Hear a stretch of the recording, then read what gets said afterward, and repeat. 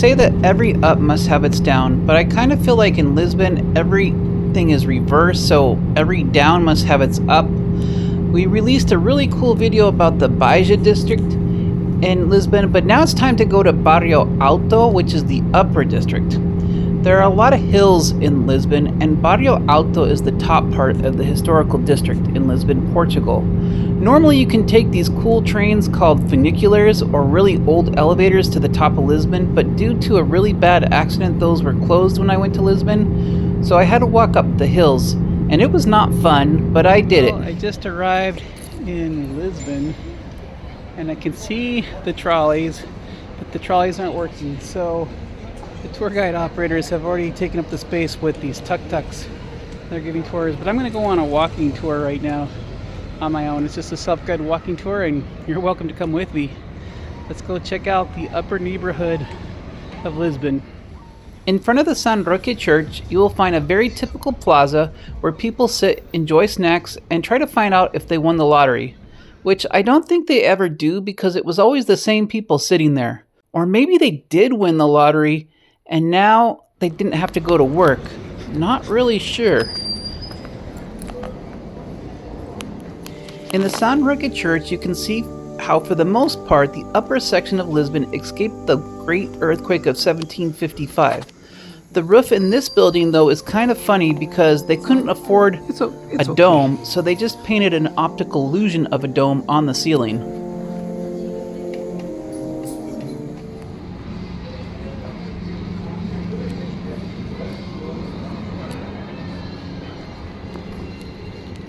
Walking a bit from San Roque, you can find El Largo do Carmen in Barrio Alto.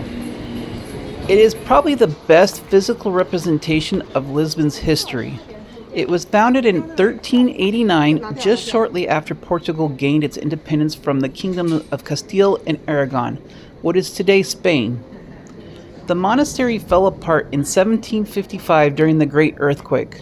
Unfortunately, it happened when many were in church, and like other churches, the building fell right on top of the congregation. Although the tidal wave didn't wipe out the buildings like in the lower district, a giant fire destroyed most of the buildings in El Barrio Alto. It was beautiful, but also kind of eerie walking through all those tombs. Most of them were empty, so it makes me wonder what happened to all the bones.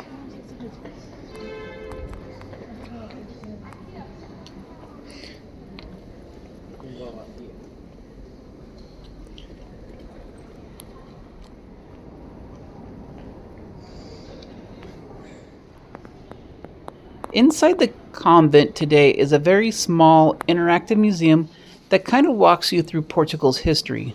Unfortunately, some parts of that history involve colonization, and there's some ancient archaeological pieces in the museum that kind of made me sad, especially the ones that involved Mexican and Peruvian artifacts that are still in dispute today.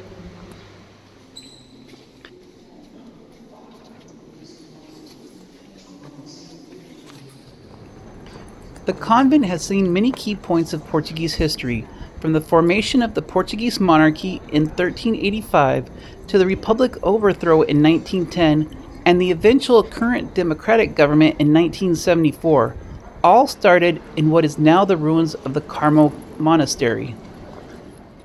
It was in this building just left of the convent where protesters backed up the Republican soldiers to the last stand. Now Portugal considers itself a democratic country. Apparently I came at the right time because now it is crowded here. Many tour groups are coming. And I think I'm going to go escape.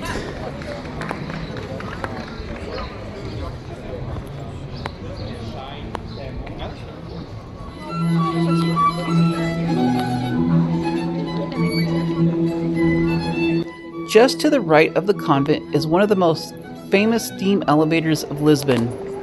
The funiculars and elevators are unfortunately not working due to a tragic accident that happened recently.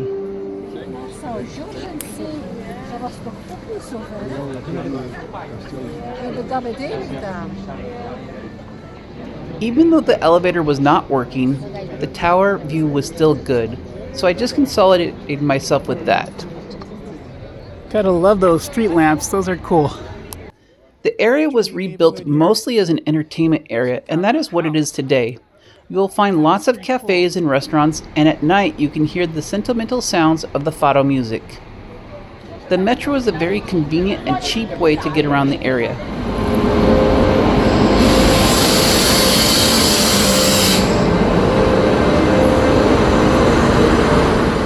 One thing I liked about Lisbon is the food. It seems to be very fresh. Any general supermarket I walked in, big or small, had great bread and fresh fruit and vegetables.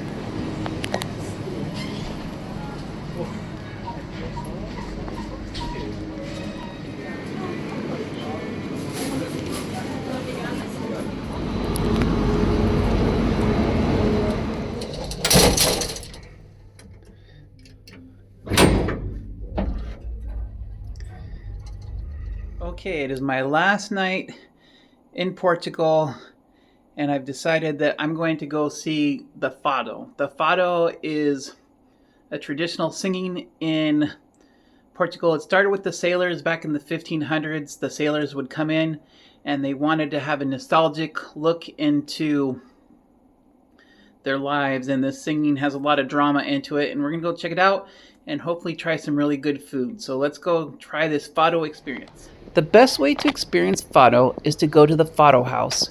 You can go to a fado house that just has music, or you can go to one like I did for 55 euros, and they will give you both a dinner and a show. I really like this place. I went to a place called A Savera. The food was all local and very traditional. It is run by one of the oldest families in Lisbon. These are fried dumplings with, I think, potato and meat inside.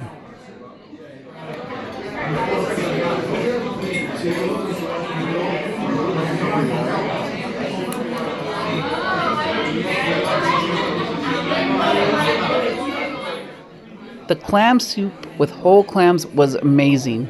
They give you this crunchy bread and you use it to soak up all the soup. I felt like a medieval peasant eating it. In between the courses, they have singing sessions. The songs are very nostalgic songs by tradition and almost always talk about better times.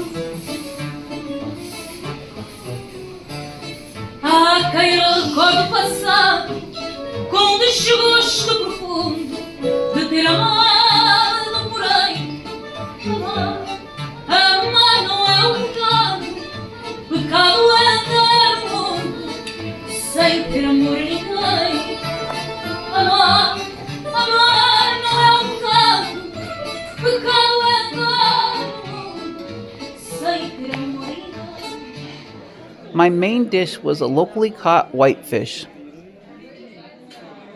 For dessert, I had a dish called camel spit. It was basically caramel custard with almond slices, but I love that name of the dish.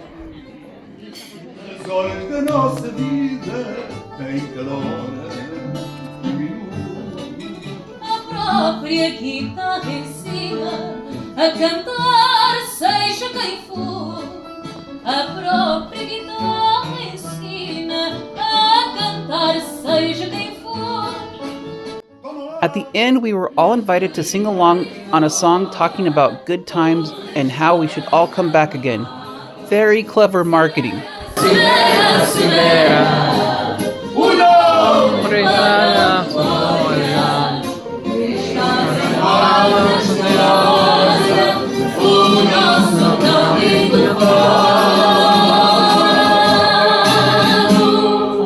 Well, I guess the seagulls here are saying it's time to go home, so that's what I'm doing. I'm on my way back to the metro station and back into the airport.